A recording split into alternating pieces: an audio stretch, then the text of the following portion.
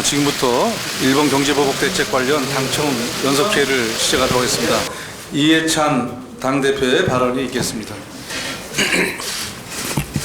예, 청와대가 아주 굉장히 긴박하고 바쁜데 이렇게 당에 와서 당정 연석회의를 하게 돼서 대단히 고맙습니다. 지금이 아주 굉장히 중요한 시기라고 좀 생각이 듭니다. 일본의 아주 비정상적인 경제 보복 움직임이 거세지고 있는 상황입니다. 당청 간의 보다 긴밀한 대응이 아주 절실한 그런 상황입니다. 청와대에서 김상조 정책실장님, 정의용 국가안보실장님, 강기정 정무수석께서 이렇게 참석을 하셨는데 오늘 심도 있는 좋은 논의가 되었으면 좋겠습니다. 예, 오늘 연석회의는 이번 사태의 경과를 당청 간에 공유하고 단기 대책과 장기 가능성에 대비한 종합적인 대응 방안을 논의를 했으면 좋겠습니다.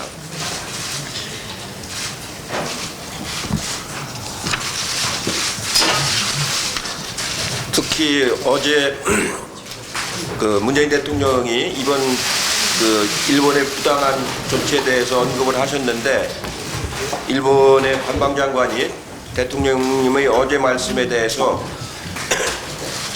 지적은 전혀 맞지 않다. 보복 조치가 아니라고 아주 딴정을 피우고 있는데 정말 실망스러운 발언입니다.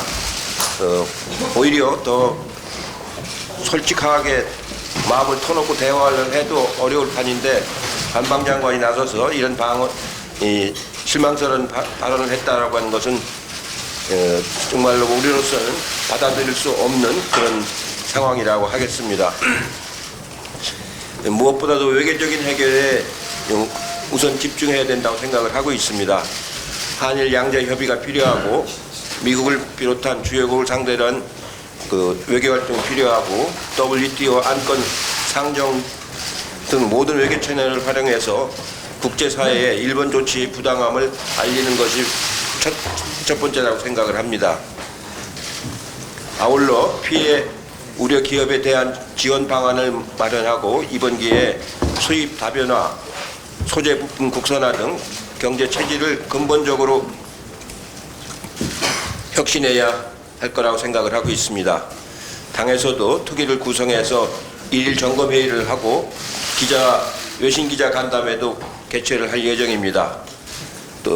그리고 오는 18일에는 대통령과 여야 5당 대표 회동이 있습니다. 오후 4시에 시작을 할 건데 일본의 경제 보복뿐만 아니라 지난번에 있었던 판문점의 정상회담 등 전반에 관해서도 허심탄회한 대화를 하도록 하겠습니다. 당청은 이번 위기를 반드시 극복하고 우리 경제가 한 단계 도약하는 계기가 되도록 혼신을 다하겠습니다. 어차피 우리가 건너야 할 강입니다. 어떤 난관도 헤쳐서 강을 반드시 건너나가는 그런 책임 있는 자세로 임하도록 하겠습니다. 고맙습니다. 네, 다음은 이인영 원내대표의 발언이 있겠습니다. 예, 이해찬 대표님께서도 말씀하셨습니다만 어제 문재인 대통령께서는 일본 정부의 수출 규제를 한국 정부에 대한 중대한 도전으로 규정하셨습니다. 이에 대해서 일본의 관방장관은 보복이 아니다 이렇게 이야기를 하고 또 경제산업장관은 국제기구에서 조사받을 성격이 아니다 이런 궤변으로 일관했습니다. 이런 일본 장관들의 궤변이 다시 우리 국민들을 분노하게 만들고 있고 또 국제사회에서 비웃음을 사고 있다고 저는 생각합니다. 아베 정부의 이런 태도는 손바닥으로 하늘을 가리려 하는 매우 어리석은 행태입니다. 저는 어제로서 또 오늘로서 아베 정권에게 참으로 실망했다 이런 메시지를 분명히 전합니다. 아베 정권은 선량한 이웃으로 지내길 원하는 대다수 일본과 한국의 국민들에게 비웃음을 자아내는 이런 일을 더 이상 해서는 안 된다 이런 말씀부터 드리겠습니다. 일본의 수출 규제 명분이 허위임이 드러났지만 일본 정부의 경제보복은 장기화할 태세입니다.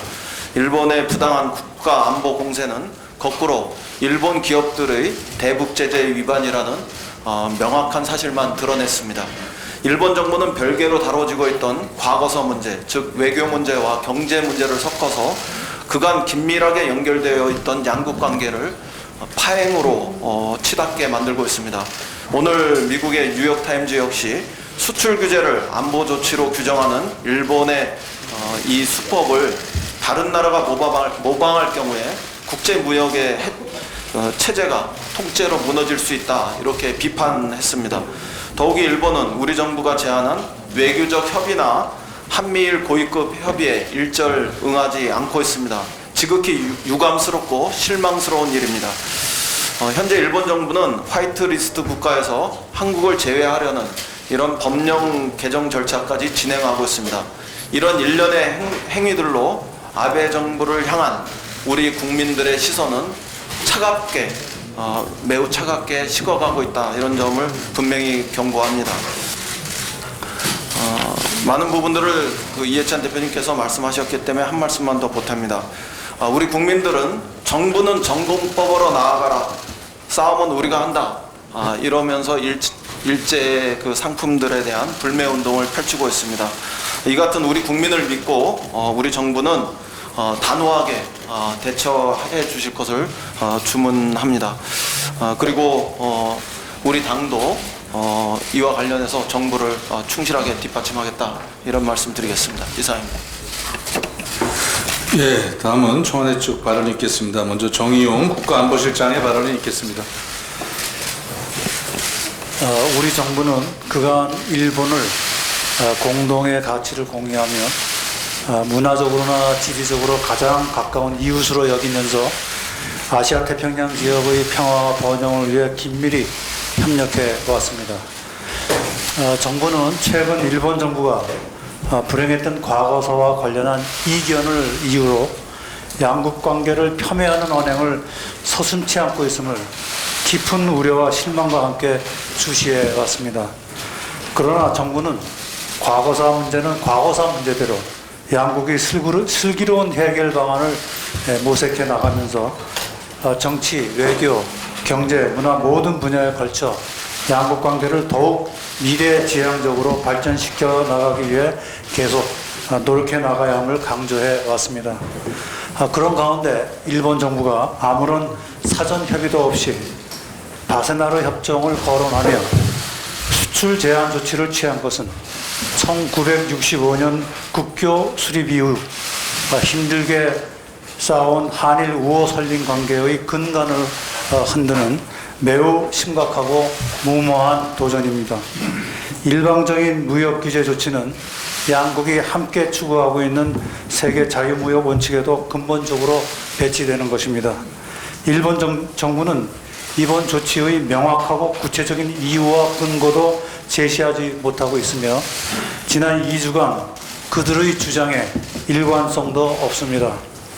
일본 정부는 이러한 부당한 조치를 즉각 중단하고 이제라도 외교적 해결을 위한 우리의 노력에 적극 동참할 것을 강력히 촉구합니다. 그렇지 않을 경우 우리로서는 일본 정부가 이번 조치를 철회할 때까지 단호하게 대응할 것입니다. 감사합니다.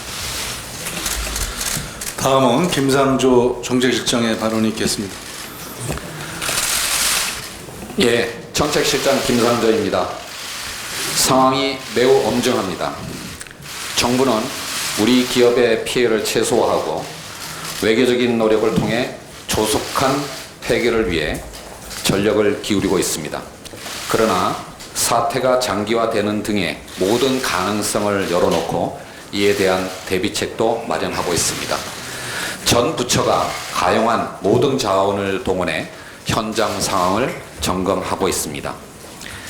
이번 일을 우리 경제의 체질을 바꾸고 한 단계 더 도약시키는 계기로 삼겠습니다.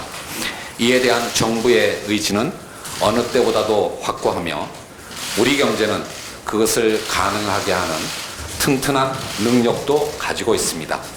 이번 추경뿐만 아니라 내년도 예산안에도 소재, 부품, 장비 산업의 능력을 근본적으로 발전시킬 수 있는 대대적인 지원책을 담겠습니다. 그를 통해서 지금까지의 폐쇄적인 수직 계열화 체계를 개방된 활기찬 생태계로 바꿔가는 전화위복의 계기로 삼도록 하겠습니다. 저는 경제학자입니다. 경제학의 일반 원리에 따르면 갈등보다는 협력이 더 큰 이익을 가져오고 자급자족보다는 자유무역이 더 큰 이익을 가져옵니다. 이것은 경제학의 가장 기본적인 명제입니다. 지난 한국 경제의 역사가 바로 이런 경제학의 일반 원리를 증명하는 가장 대표적인 사례였으며, 그러한 한국 경제의 놀라운 성공을 통해 일본 경제와 세계 경제의 발전에도 기여했다라고 저희들은 생각을 합니다. 이번 계기를 통해 한국 경제의 실력을 더욱더 키우는 한편 보호무역주의 흐름에 맞서서 국제적으로 더 크게 협력하는 데 앞장서도록 하겠습니다.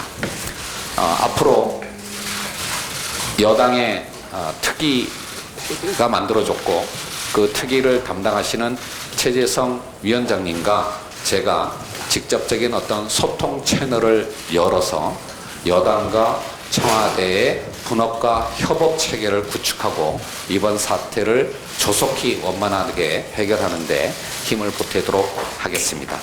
더 나아가 우리 국민들도 여야를 막론하고 정치권도 언론도 우리 모두가 힘을 합쳐 주시기를 진심으로 부탁드리겠습니다. 감사합니다.